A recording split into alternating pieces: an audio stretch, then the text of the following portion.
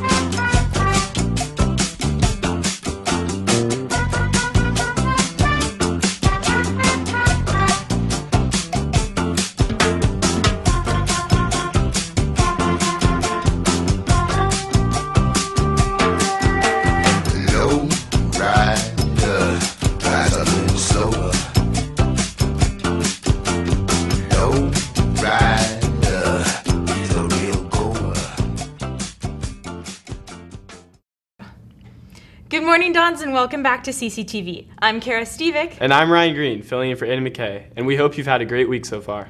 Before we get started on today's news, let's catch up with Mitch on our top story on LCID.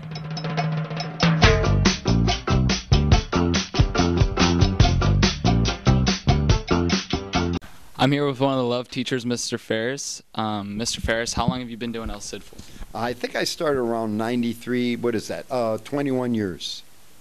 And how were you appointed to be the editor? You know, it sort of just fell into my lap. I had done it when I first came to this school, and I taught journalism, and it was handed off from person to person. I was doing other jobs. I announced the baseball games for a while. For a while, I was the wrestling coach.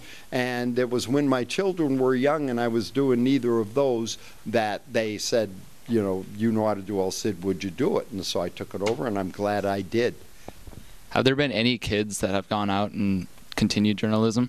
You know, two that come to mind right away are Patrick Finley. He writes sports for the Chicago Sun-Times, and he covers the mighty Chicago Bears, and, well, the Chicago Bears. And also, Ellie Bidwell was our editor right here on the Cathedral campus, and now she writes for U.S. News and World Reports, and she is their education editor. She's really worth reading. That's Ellie Bidwell. She was the editor-in-chief here. Well, when you walk by school, make sure to give a thanks to Mr. Ferris for teaching this great class. All right. I'm here with Nicole Lobo, editor-in-chief of LCID. So, Nicole, who are the other editors? So we have an assistant editor-in-chief this year. Her name is Michaela Day, and she also serves as a sports editor.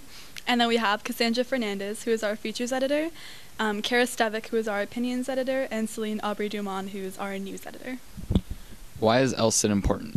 LCID is really important because it's a source of truth to the students of Cathedral. So it's a way to find out firsthand from other students who attend the school what's going on campus. It's an unbiased source of news, and it will keep students informed on all the latest happenings. Also, more importantly, what is LCID? LCID is our student newspaper written entirely by students, and yeah. Where can the students find LCID?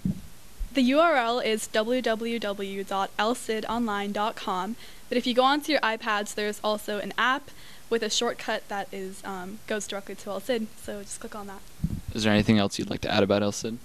It's probably the best way you can find out news about Cathedral, and you should always check LCID first because we have the full scoop. Also, how can you join LCID?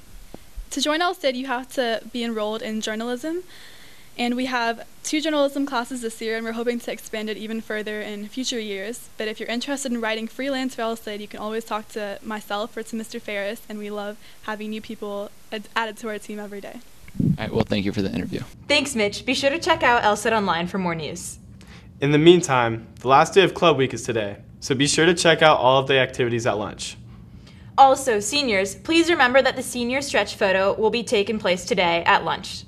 In other news, let's catch up with Paige and Mr. Doan for our story on our light groups.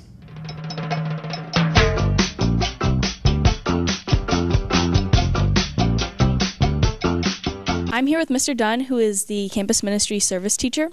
So, Mr. Dunn, what do you have in store for light groups this year?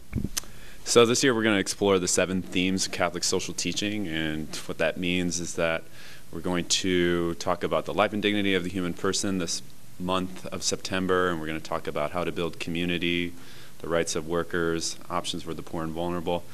And what we're going to try to do is we're going to try to make this as relevant and interesting as possible to students. And are you making any changes to the class this year? You know, I don't think there's going to be a whole lot of changes per se. I would just like to make sure that people feel like they're getting something out of Light Group. I think, you know, the more students put into Light Group and the more they care about it, the more they're going to enjoy the experience.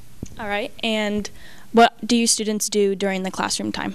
So my Christian service, our campus ministry class, what they do is they help plan the Light Group activities.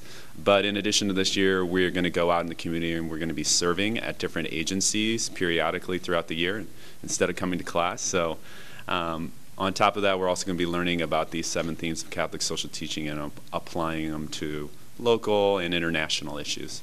Sounds good. Thank you. Thanks, Paige. We can't wait for the next Light Group meeting. Seniors, please remember that a parent must pick you up and drop you off from the senior overnighter. Otherwise, you won't be allowed entrance. For now, let's hear more information on the freshman elections coming up next week.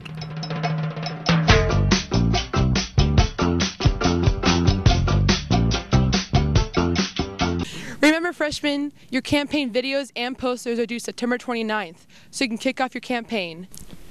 This is your chance to get involved in the community and get your name out there. We're looking for students who are outgoing and willing to work hard and contribute to the community. The positions available are class president, vice president, secretary, and class historian, which is a new position this year. We're removing class treasurer. Don't forget to vote October 9th.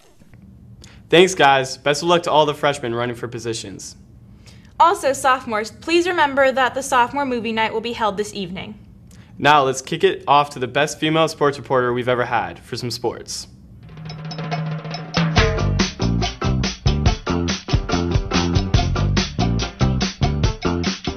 Hey Cathedral, let's start off sports this week with your girls field hockey team who won against Mira Mesa, Poway, and Rancho Buena Vista last weekend in the Sarah tournament. They continue into their second round of the tournament this weekend. Here's Taz on more of the girls' season this year.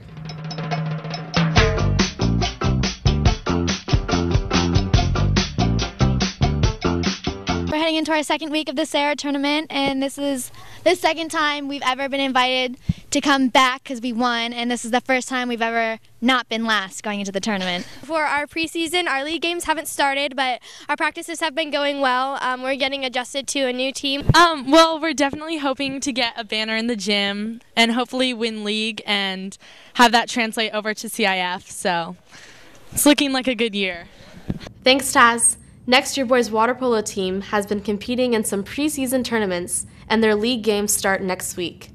I'll send it off to Emily, where she caught up with some of the water polo players.